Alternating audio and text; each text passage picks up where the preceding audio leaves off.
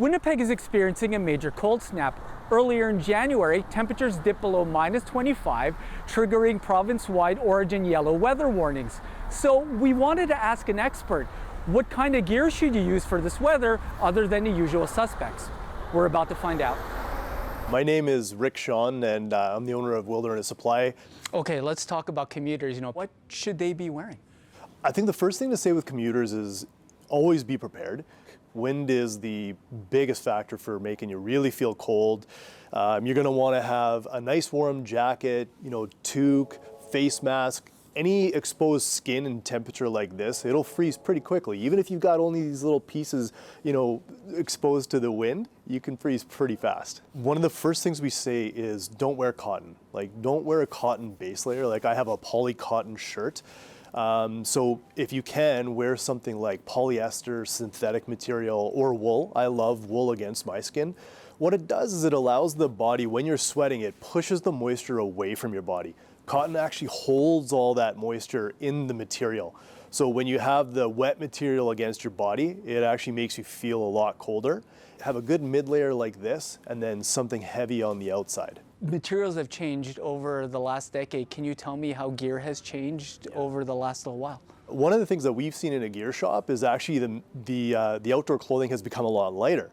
And so when a person comes in here looking, they're like, oh yeah, I really need a big heavy jacket. And we hand them something that feels really, really light. They're like, no, this isn't good enough. But actually, I actually wear in -30, 40. I wear a fairly light jacket, but it's because of this. It's because of the insulative materials that they use on the inside. They're much lighter, they're much thinner, but they still have really good loft and they keep the body heat in. That's the point. You want that body heat to stay inside your body.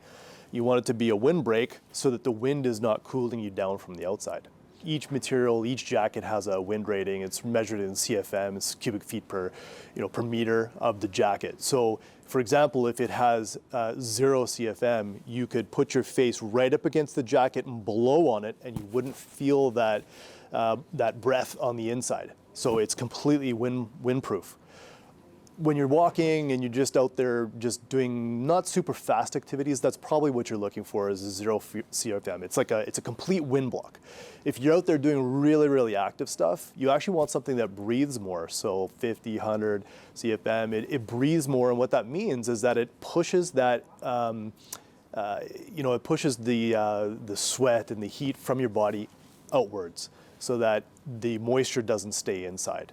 It's about keeping your body regulated, and it depends on what activity you're doing. Like we mentioned, if you're just walking really, really slow pace, you're not creating a lot of heat inside, so you're not sweating a lot. You don't need something that has breathability. But if you're out there snowshoeing or skiing or running or those kinds of things, you're creating a lot of body heat. So what we want to look at is how do we keep your body a certain temperature and not overheating. And a jacket like this will keep me warm? Totally. So this feels like nothing. I know, it feels like nothing, right? Jacket. It's so light. Yeah. So I typically wear that with what I'm wearing right now, which is a Smartwool mid layer. And I'll be good in -30, -40, completely windproof. The hood is awesome. If you actually just throw that hood up there and you can tell. Oh, wow. It has this little elastic thing, so if you pull it down a little bit, it actually sticks to your head and it doesn't blow away. Oh, wow. Yeah. Well, let's just go and try this. It's absolutely surprising how something so thin can keep me so warm, especially in this weather. And one of the technologies I've been hearing about are heated gear. Can you tell me a little bit about that? For sure. So actually heated gear has been around for a while, probably well over a decade, but it hasn't really become popular for the last couple of years. And the reason being is because battery technology has not been super great. We've had, just decades ago, when we started this, the batteries were bad. We had lots of warranty issues, but heated technology's come a really long way. So batteries are really great these days. You're seeing them in gloves and mitts, which we have here, but you can get them in socks and vests and jackets and all kinds of things, even pants. And yeah, for somebody who wants to really be able to regulate their heat throughout the day, they could just flick the button, heats it up, get too hot, turn it off.